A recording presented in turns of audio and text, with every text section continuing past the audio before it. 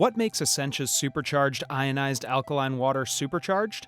Our proprietary ionization process, which gives the water a pH of 9.5 or higher.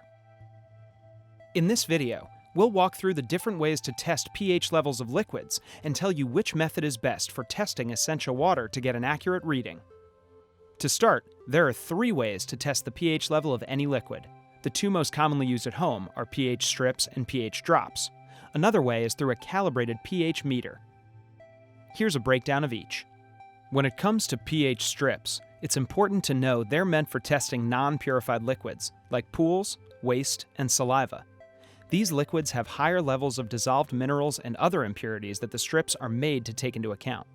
In fact, these strips usually require a total dissolved solid, aka TDS, of at least 150 parts per million. Because of Essentia's purification process, our water has less than 90 parts per million. That means using the strips on Essentia water will show a pH lower than 9.5 and ultimately give an inaccurate reading. pH drops are another common way of testing.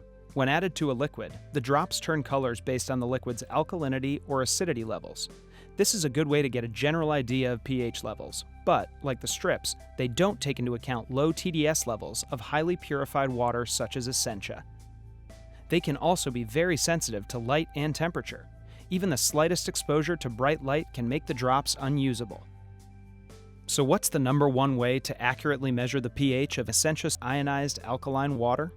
A calibrated meter. These devices are built to account for TDS levels, withstand most conditions in your environment, and clearly tell you the exact pH of any liquid.